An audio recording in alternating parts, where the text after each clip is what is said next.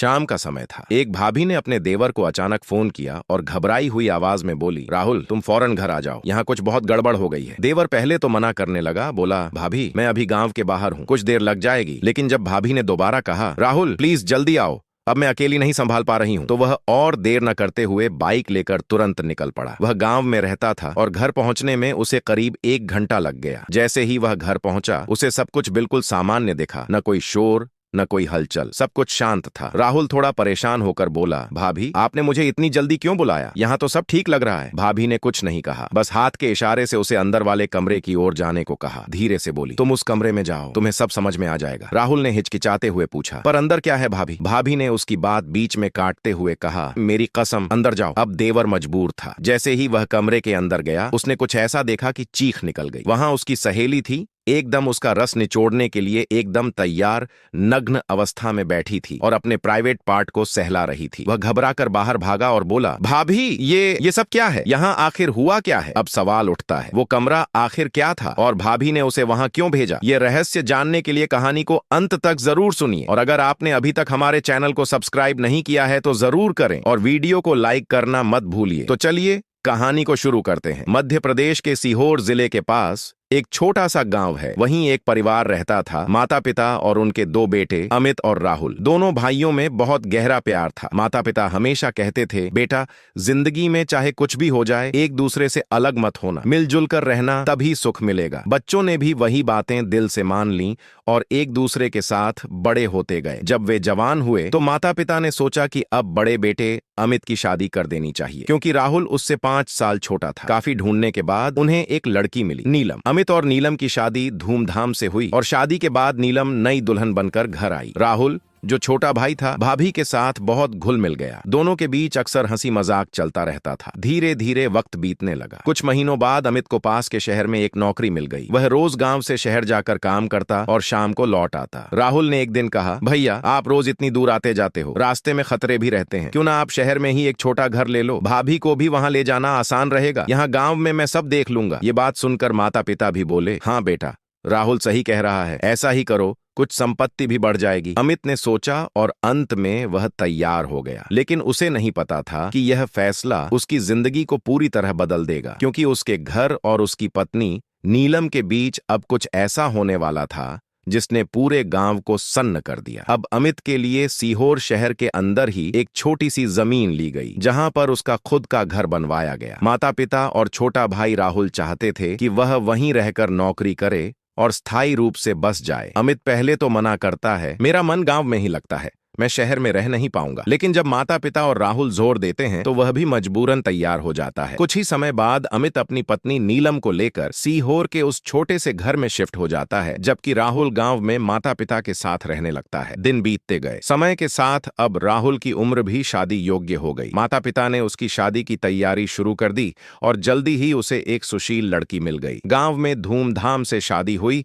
और पूरा परिवार खुशी से झूम उठा। हालांकि अब दोनों भाई अलग अलग जगहों पर रहते थे, लेकिन त्योहार या कोई खास अवसर आने पर पूरा परिवार एक साथ इकट्ठा हो जाता था। हंसी खुशी, अपनापन, सब कुछ पहले जैसा ही था। राहुल गांव में रहकर माता पिता की सेवा करता, जबकि अमित शहर में अपनी नौकरी और परिवार की देखभाल करता था। सब कुछ बिल्कुल सामान्य था, जब तक कि वक्त ने करवट नहीं बदली। 1 साल के भीतर ही उस खुशहाल परिवार पर जैसे किसी की काली नजर पड़ गई। 6 महीने के अंदर ही अमित और राहुल दोनों के माता पिता एक के बाद एक चल बसे। घर की हंसी जैसे किसी ने छीन ली थी। अभी परिवार इस सदमे से उभरा भी नहीं था कि अगली 6 महीनों में राहुल की पत्नी, जिसकी शादी को मुश्किल से 1 साल हुआ था, अचानक बीमार पड़ गई और कुछ ही दिनों में उसने भी दम तोड़ दिया। अब राहुल पूरी तरह अकेला पड़ गया। अमित ने उसे बहुत समझाया, कहा, भाई यहाँ शहर में आ जाओ, हम साथ रहेंगे, सब ठीक हो जाएगा। लेकिन राहुल ने साफ इनकार कर दिया, नहीं भैया मैं गांव में ही ठीक हूँ, मुझे लगता है हमारे परिवार पर किसी ने कुछ कर रखा है, अगर मैं आपके पास आया तो शायद खतरा आपको भी हो सकता है, भाभी और बच्चे को। उसकी आंखों में डर साफ झलक रहा था। अमित और नीलम ने कई बार उसे समझाने की कोशिश की, लेकिन राहुल अपने फैसले पर अडिग रहा। वक्त धीरे धीरे बीत गया। 1 साल और निकल गया। फिर एक शाम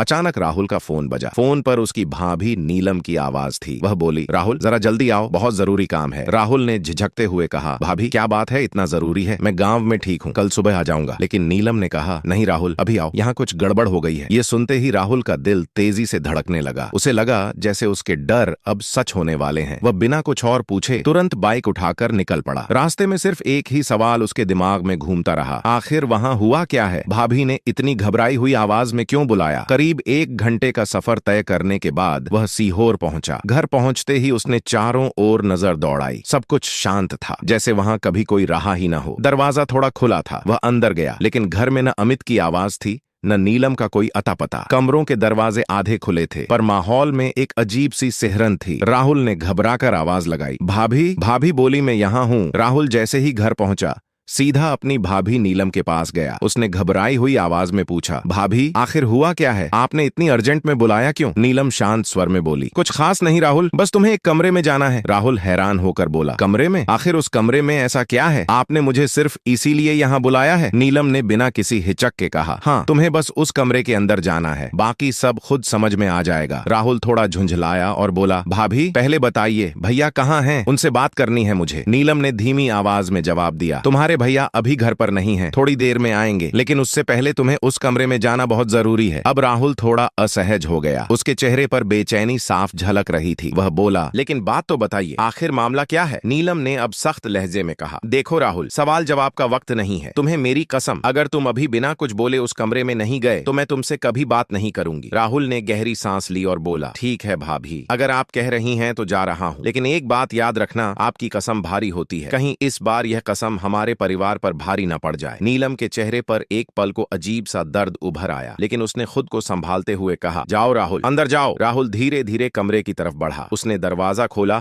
और अंदर कदम रखा। जैसे ही उसकी नजर कमरे में पड़ी, उसका चेहरा सफेद पड़ गया। अंदर एक लड़की बैठी थी, घूंघट आधा झुका हुआ, पर चेहरा पहचानने में देर नहीं लगी। वह लड़की कोई और नहीं बल्कि उसकी भाभी नीलम की पुरानी सहेली प्रियंका थी। राहुल के पैरों तले जमीन खिसक गई। वह तेजी से बाहर निकला और घबराई आवाज में बोला, भाभी ये क्या है? ये यहाँ क्या कर रही है? नीलम अब आगे बढ़ी और बोली, राहुल यह वही प्रियंका है जिसे तुमने शायद सालों पहले देखा था। याद है जब तुम्हारे भैया की शादी हुई थी, तब तुम हमारे गांव आए थे, वहीं पर यह तुम्हें पहली बार मिली थी, मेरी पड़ोसन, मेरी सहेली। राहुल चुप रहा। नीलम ने आगे कहा, प्रियंका तुम्हें तभी से चाहती थी, लेकिन उस वक्त तुम्हारी शादी की बात पक्की हो चुकी थी, इसलिए उसने कभी कुछ नहीं कहा। वह रोती रही और कुछ दिन बाद अपने गांव से चली गई, अपनी मौसी के यहाँ रहने। नीलम की आंखें नम हो गईं। वह बोली, जब तुम्हारी पत्नी इस दुनिया से चली गई, तब प्रियंका ने मुझसे संपर्क किया। वह तुम्हारे बारे में सब जानना चाहती थी, तुम्हारी हालत, तुम्हारा दर्द, और जब मैंने उसे सब बताया तो वह खुद को रोक नहीं पाई। उसने मुझसे कहा कि अगर तुम अनुमति दो तो वह तुम्हारे जीवन में फिर से खुशियां लाना चाहती है। राहुल एक पल के लिए बिल्कुल शांत रह गया। वह बुदबुदाया, भाभी क्या इसने अब तक शादी नहीं की? नीलम ने धीरे से कहा, नहीं राहुल, प्रियंका ने किसी और से शादी नहीं की, उसने खुद को तेरे नाम के साथ जोड़ लिया था। राहुल कुछ देर तक खामोश खड़ा रहा, फिर बोला, भाभी मैं उससे बात करना चाहता हूँ, अकेले में। नीलम ने सिर हिलाया और बाहर चली गई। राहुल दोबारा उस कमरे में गया। प्रियंका की नजरें नीचे झुकी हुई थी। वह बोला, प्रियंका ये सब सच है? क्या मैं जो सुन रहा हूँ वो सही है? क्या सच में ऐसा ही था? जब प्रियंका ने यह बात सुनी तो उसकी आंखों में आंसू भर आए। वह राहुल के सामने घुटनों पर बैठकर बोली, हाँ राहुल, मैं तुमसे तब से प्यार करती हूँ जब तुम्हारी शादी भी नहीं हुई थी, लेकिन जब मुझे पता चला कि तुम्हारी शादी तय हो गई है और घर वाले उसी लड़की से तुम्हारी शादी करवाने वाले हैं, तब मेरी पूरी दुनिया ही बिखर गई। प्रियंका ने कांपती आवाज में आगे कहा, मेरी सबसे करीबी सहेली ने भी मुझे समझाया कि अब उस रिश्ते के बारे में सोचना छोड़ दो, पर मैं वो सदमा बर्दाश्त नहीं कर पाई। मैं अपनी मौसी के घर सीहोर चली गई। वहां मैं घर का काम करके अपने आप को व्यस्त रखने की कोशिश करती रही, लेकिन तुम्हारी याद हर वक्त मेरे दिल में गूंजती रही। फिर भी मैंने खुद को समझाया कि शायद किस्मत में हमारा साथ नहीं लिखा। वह एक गहरी सांस लेकर बोली, लेकिन ऊपर वाले का करिश्मा देखो राहुल, एक दिन मैंने तुम्हारी भाभी नीलम को फोन किया तो उन्होंने सब कुछ बता दिया। उस पल मुझे फिर से उम्मीद मिली कि शायद इस जन्म में मैं तुम्हारी होकर जी सकूं। इतना कहते ही प्रियंका की आंखों से आंसू बह निकले। राहुल ने आगे बढ़कर उसे कंधों से थामा और कहा, प्रियंका ऐसा मत करो, मैं तुमसे शादी नहीं कर सकता। प्रियंका चौंक गई। बोली, क्यों राहुल, अब क्या परेशानी है? तुम्हारे भैया अमित और भाभी नीलम दोनों राजी हैं। उन्होंने तो इसलिए ही हमें अकेला छोड़ा है ताकि हम खुलकर बात कर सकें। अगर हम दोनों राजी हुए तो वो खुद हमारी शादी करवा देंगे। राहुल कुछ पल चुप रहा, फिर बोला, प्रियंका, मुझे लगता है हमारे परिवार पर किसी ने काला जादू करवा दिया है। पिछले 1 साल में मेरे घर के 3 सदस्य इस दुनिया से जा चुके हैं। मैं नहीं चाहता कि मेरी वजह से किसी और की जिंदगी खतरे में पड़े। इसी वजह से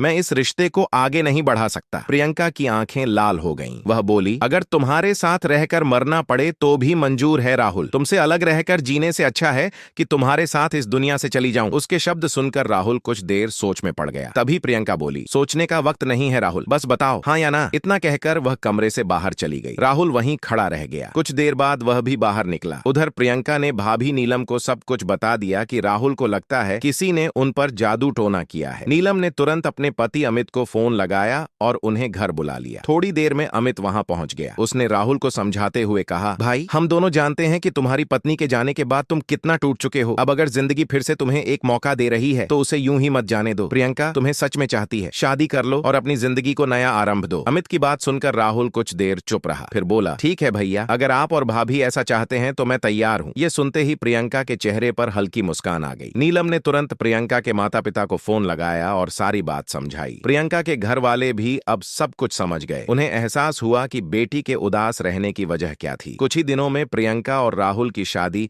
पूरे रीति रिवाज से करवा दी गई। शादी के बाद राहुल पहले तो गांव में ही रहना चाहता था, लेकिन 2 साल बाद जब उनके एक बेटा हुआ तो वह अपने भाई अमित के कहने पर सीहोर शहर आ गया। दोनों भाई अब शहर में एक साथ रहते हैं। प्रियंका और नीलम भी सगी बहनों की तरह रहती हैं। राहुल और प्रियंका के एक बेटा है, जबकि अमित और नीलम के 2 बेटे हैं। पूरा परिवार खुशहाल जीवन बिता रहा है। लेकिन जब भी कोई इस कहानी को सुनता है तो एक बार जरूर सोच में पड़ जाता है, क्या सच में ऐसा भी हो सकता है? क्या किसी का प्यार इतना सच्चा हो सकता है कि वो मौत से भी ना डरे? अगर आपको यह कहानी पसंद आई हो तो कमेंट बॉक्स में अपनी राय जरूर दें। वीडियो को शेयर करें और चैनल को सब्सक्राइब करना ना भूलें ताकि हमें और प्रेरणा मिले आपके लिए ऐसी और रहस्यमयी कहानियां लाने की। इस कहानी का उद्देश्य किसी को आहत करना नहीं है, बल्कि यह सिखाना है कि सच्चे रिश्तों की ताकत हमेशा परिस्थितियों से बड़ी होती है। मिलते हैं अगली कहानी में। जय हिंद,